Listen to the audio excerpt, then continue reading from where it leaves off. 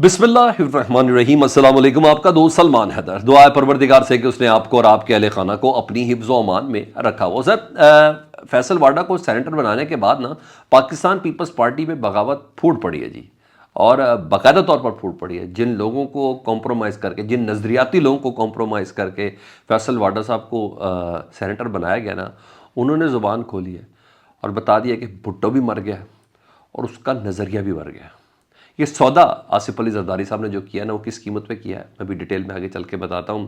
ہاں جی، وہ جو کہتا ہے نا پروگرام تو بڑھ گیا، جی ہاں، شیر افضل مروت صاحب کا ہی پروگرام بڑھ گیا، اور جس طریقے سے عمران خان صاحب نے ان کو محدود کیا نا، اور جو لت ان کو لگی بھی تھی میڈیا پر آنے کی اور جو پیرلل چیزیں بنا رہے تھے، تو عمران خان نیازی صاحب نے نا بھرپور شکایتوں کے بعد شیر افضل مروت صاحب کو شٹ اپ کال دی ہے، اور کس گراؤنڈ پہ دی ہے یہ میں آگے چل کے آپ کو ڈیٹیل میں بتاتا ہوں۔ سی ٹی ڈی ایکٹیو ہوئی ہے جی، وہ جو مشکوک پاؤڈر والے خط جو جسٹس صاحب کو ملے ہیں، ججز حضرات کو ملے ہیں اسلام آباد ہائی کورٹ کے 8 ججز کو، اس کی ڈیٹیل بتانی ہے۔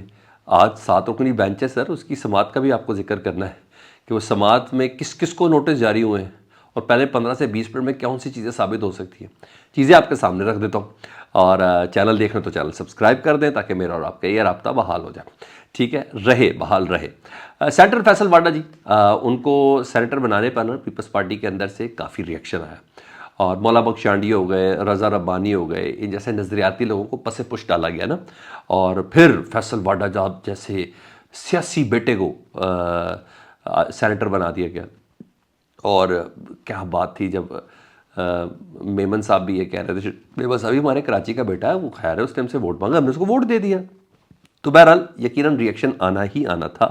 مولا بخش چانڈیو کہتے ہیں کہ اگر آج ذوالفقار علی بھٹو زندہ ہوتے تو فیصل واڈا کم از کم سینیٹر نہ ہوتے، یہ مولا بخش چانڈیو کہہ رہے ہیں، ٹھیک ہے جی۔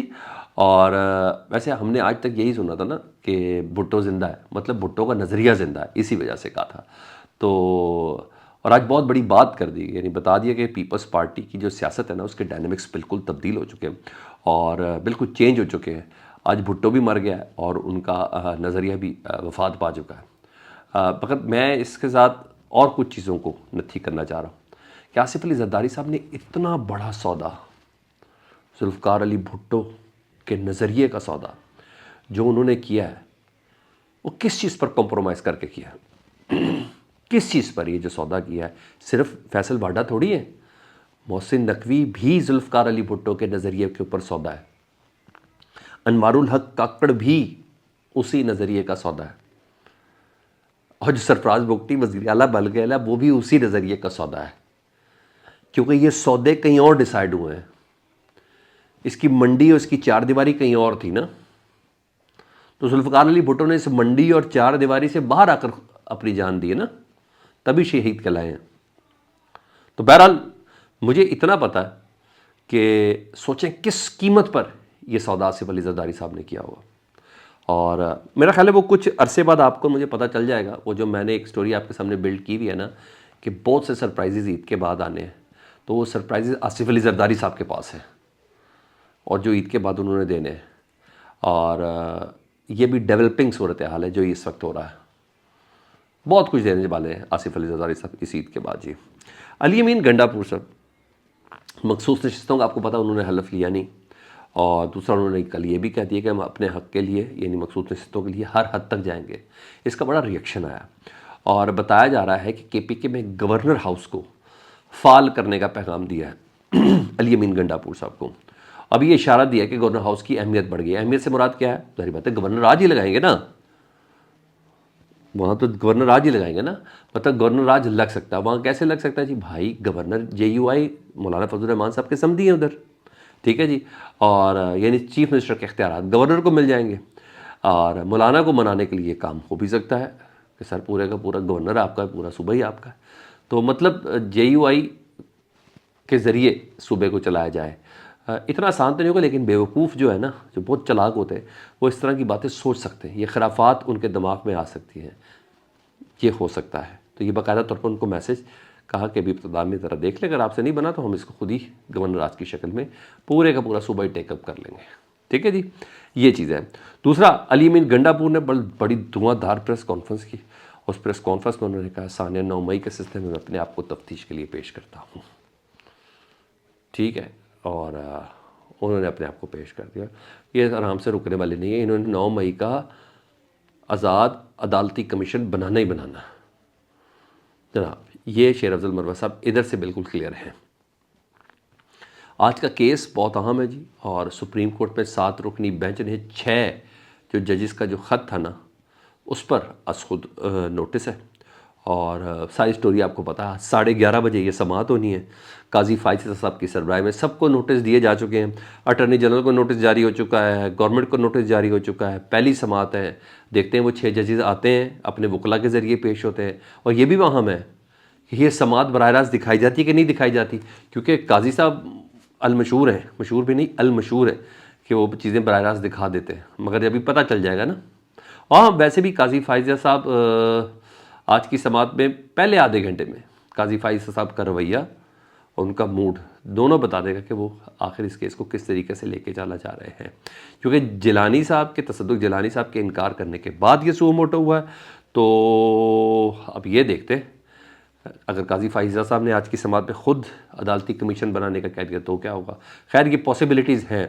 پاکستان تحریک انصاف بھرپور طریقے سے سماعت میں جانا چاہتی ہے. اسلام آباد ہائی کورٹ بار نے اپنے اسلام آباد کے تمام ججز کے ساتھ اظہار یکجہتی کیا, اور وہ بھی آج سپریم کورٹ جا رہی ہے اور خیر مقدم کیا ہے, اور یہ بھی آج ادھر پہنچے گی. تو ایک زبردست آج شو سٹارٹ ہونے والا ہے.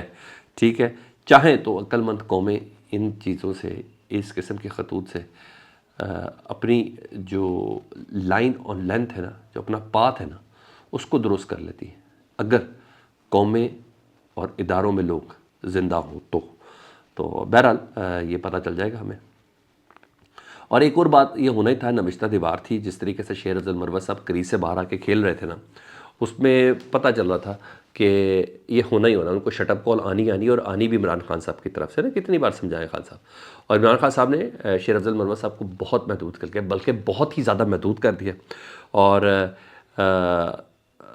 ایک وقت آئے گا سر, یہ بھی آج میری بات لکھ لیں, شیر افضل مروہ صاحب اپنی زبان کی وجہ سے نا کہتے ہیں زبان کہتی تو مجھے منہ سے نکال, میں تجھے شہر سے نکالوں گی.